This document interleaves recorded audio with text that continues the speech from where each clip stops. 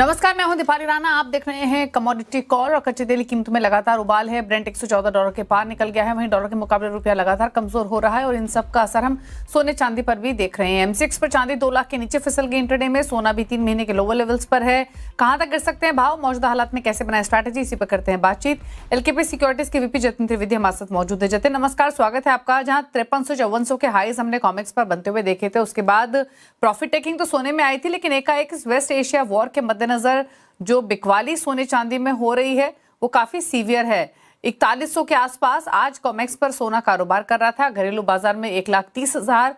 अब सवाल यही है कि यहाँ से अगर ये वॉर जैसे सिचुएशन नियर टर्म में या फिर कुछ और सेशंस में इसी तरीके के हालात बने रहते हैं, डीएस्केलेशन का कोई साइन नहीं मिलता है, तो कितना और डाउनसाइड आप देख रहे हैं और क्या रणनीति होनी चाहिए? डिप्स पर लेना है, रुकना है, अवॉइड करना है, क्या सलाह सोने पर?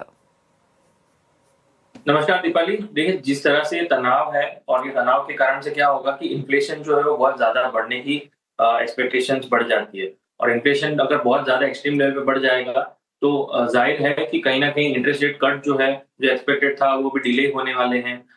एक इंटरेस्ट रेट कट की एक्सपेक्टेशन की दिखाई है फेडरल रिजर्व ने, बट मेरे हिसाब से वो भी रूल आउट हो जाता है, क्योंकि जिस तरह से अगर प्राइसेस बढ़ते रहेंगे कच्चे तेल के, तो ये कहीं न कहीं इन्फ्लेशन को बहुत ज़्यादा शूट अप कर सकता है। और कितने टाइम तक ये रहता है, वही सबसे ज़्यादा प्रभावित करेगा। इसी कारण से गोल्ड और सिल्वर के अंदर जो लुक्रेटिव बाइंग थी और जिसके अंदर जो एक रुझान बना था कि सेफ हेवन बाइंग के तौर पे, तो यहाँ पर उसका जो प्राइसेस है वो ड्रैग करते हुए देखने मिल रहे हैं। और शॉर्ट पोज़ीशन जो है वो धीरे-धीरे बिल्डअप होते जा रही है। प्रॉफिट बुकिंग तो हो ही चुकी है, लेकिन अब शॉर्ट्स भी जो है वो भी बिल्डअप हो चुके हैं। तो लेवल वाइज़ अगर मैं देख रहा हूँ तो दीपाली अभी सोने के अंदर जब तक $4500 के ऊपर फिर से लेवल क्रॉस नहीं करता, तब तक ये सेंटिमेंट अभी फिर से और तनाव के कारण से वीकनेस का दिखेगा। 4000 के पास एक इमीडिएट सपोर्ट ज़रूर है, लेकिन 4000 के नीचे का अगर सपोर्ट की बात करें तो सीधा 3600 से 3700, इसके बीच में कोई भी और सपोर्ट नहीं दिख रहा है सोने के लिए। तो यहाँ तक लेवल्स जो है वो गिरने की गुंजाइश रखता है सोना जो है वो, कॉमेक्स के लेवल्स की अगर हम बात कर लें तो। साथ ही साथ में घरेलू बाजार में भी अगर हम देखें तो 1,40,000 के पास एक स्ट्रॉन्ग रेजिस्टेंस देखने मिलेगा। और 1,28,000 से लेके 1,30,000, ये अब एक नया बेस सपोर्ट जो है वो देखने मिल सकता है। तो यहाँ पर प्राइसेस आएँगे तो वहाँ से बाउंस बैक देखने मिल सकता है, बट वो लेवल्स अभी भी काफ़ी दूर हैं, जहाँ तक और 4-5,000 दूर हैं ये लेवल्स।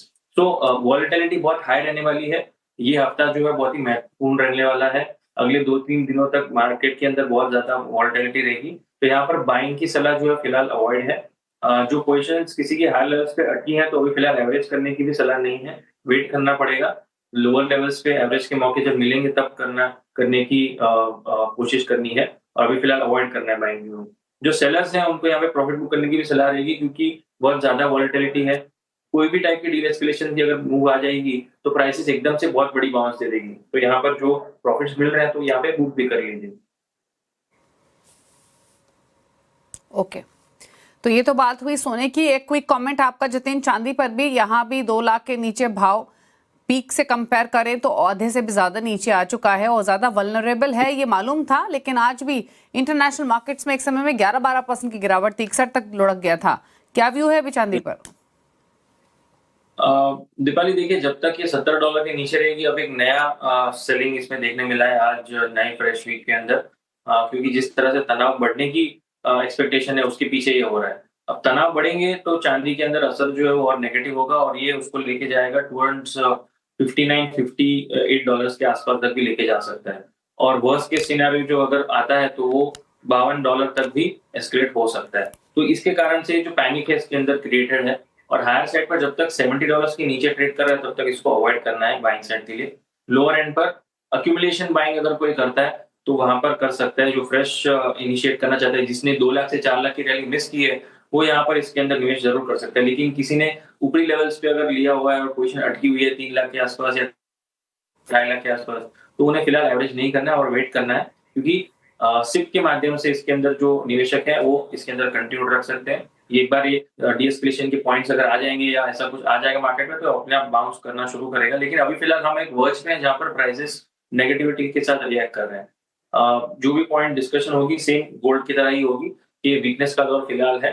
तो ये वीकनेस टुवर्ड्स 1,85,000 1,90,000 तक जा सकता है लोअर एंड पर, जहाँ पे बहुत इंपॉर्टेंट बड़े सपोर्ट्स हैं।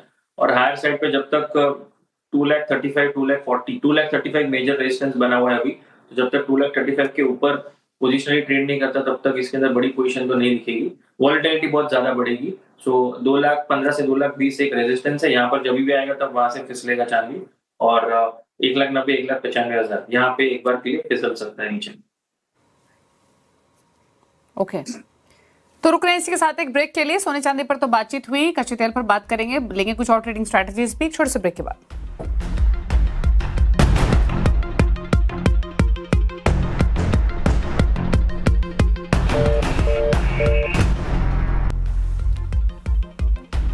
आप दे रहे कमोडिटी कॉल, गतिविधि मासद बने हुए हैं। अब बात करते हैं कच्चे तेल की, जो इंटरनेशनल मार्केट्स में तो मजबूत है ही, घरेलू बाजार में भी 9500 के आसपास भाव कारोबार कर रहे हैं। इंटरनेशनल मार्केट्स में भी 113-114 डॉलर पर है। बताइए कच्चे तेल पर क्या रेंज आप देख रहे हैं, यहाँ क्या सजेशंस आपकी तरफ से? दीपाली देखिए, ये एक एसेट है जो सभी एसेट्स के अगेंस्ट अगर देखें तो ये पॉजिटिव टेरिटरी में है।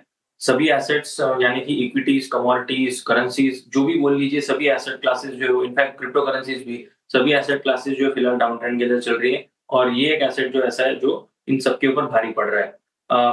कच्चा तेल ये जब तक पोजिशनली $100 के ऊपर ट्रेड कर रहा है तब तक इसका आउटलुक जो है ये पॉजिटिव साइड के लिए ही लेके चलना है, ब्रेंट के हिसाब से अगर हम बात करें तो। और WTI की अगर हम बात करें तो ये $90 के ऊपर जब तक ट्रेड कर रहा है तब तक ये सेंटिमेंट पॉजिटिव के ही इंडिकेशन दे रहा है कच्चे तेल के लिए। हायर साइड पे $120 एक मेजर हर्टल है ब्रेंट क्रूड के लिए।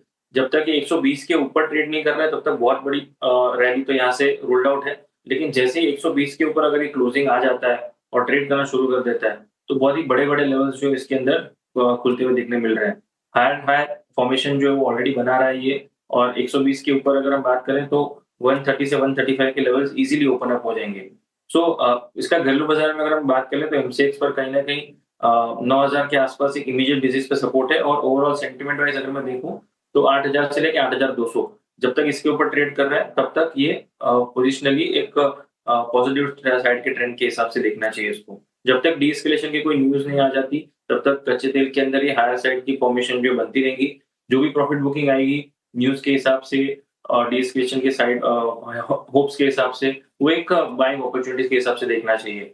हायर साइड पर मुझे लग रहा है घरेलू बाजार का कच्चा तेल का जो प्राइस है क्रूड का, ये आपको करीब करीब 10,000 से लेकर 10,200 आने वाले कुछ दिनों में देखने मिलना चाहिए। अपार्ट फ्रॉम डीएस्केलेशन न्यूज ये व्यू पॉइंट है। अगर डीएस्केलेशन की न्यूज आ जाते हैं जो कि जो मार्केट एक्सपेक्ट कर रहा है कि आ जाए तो अच्छी बात रहेगी, लेकिन अभी फिलहाल ऐसे कोई हिंट्स नहीं है। तो जब भी आएगा तभी ये पूरा सेंटिमेंट चेंज हो जाएगा, जहां पर सभी एसेट क्लासेस जो बढ़ना शुरू करेंगे और कच्चा तेल गिरना शुरू करेगा। तो ये इसको ध्यान में रख के चलना है। ओके, तो ये रही आपके लिए ट्रेडिंग स्ट्रैटेजी कच्चे तेल पर। एक क्विक कमेंट ले लेते हैं रुपए डॉलर पर भी, यहाँ पर क्या आउटलुक रहेगा, क्या व्यू है? लगातार कमजोरी रुपए में हम देख रहे हैं, क्या नियर टर्म रेंज आपके हिसाब से रह सकती है?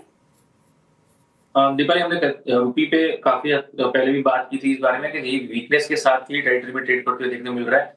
जब इसने 91 के नीचे ट्रेड करना शुरू किया था तभी मैंने व्यू पॉइंट दिया था कि कंटिन्यूसली अब ये फॉल जो है देखने मिलेगा 92, 50, 93, और ये अभी भी फॉल जो है वो कंटिन्यू रह सकता है। जब तक ये कच्चा तेल बढ़ रहा है तब तक ये हमारे लिए बहुत ही बड़ा नेगेटिव सेंटिमेंट है और इसका असर जो है डायरेक्टली रूपी पर पड़ रहा है, क्योंकि फिस्कल डेफिसिट के नंबर्स जो है वो इम्पैक्ट करेंगे और हमारा जो इम्पोर्ट बिल है वो और बढ़ते जाएगा। तो इसके कारण से रूपी पे सेंटिमेंट वाइज नेगेटिव है, और जितना हायर साइड पे रहता है कच्चा तेल उतना ही ये प्रॉब्लमेटिक सिचुएशन है। नेक्स्ट लेवल ऑफ सपोर्ट जो है वो रुपए के लिए कहीं ना कहीं 94.20, 94.25 के पास है। इसके नीचे अगर ट्रेड करना शुरू कर देता है तो 94.50 से लेकर 95 के आसपास के लेवल्स भी ओपन अप हो जाते हैं। इमीडिएट रेजिस्टेंस कहीं ना कहीं 93.50 के पास है। 93.50 के ऊपर जब भी हम ट्रेड करेंगे रूपी के अंदर, उसके बाद हम टुवर्ड्स 93 और 92.50 की इजीली जर्नी देखेंगे। बट मुझे लग रहा है सभी चीजों का एक ही अभी सोल्यूशन है, डीएस्केलेशन। और जब तक ये तनाव कम नहीं होते तब तक ये एसेट क्लासेस इसी तरह से परफॉर्म करते रहेंगे।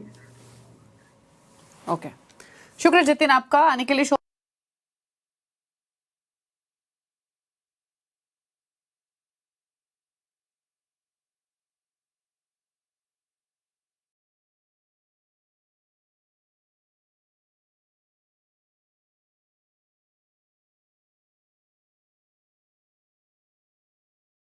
में और इन सभी कमोडिटीज पर अपने व्यूज शेयर करने के लिए थैंक यू। इसी के साथ एक ब्रेक के उस पर आप देख सकते हैं आवाज समाचार। नमस्कार।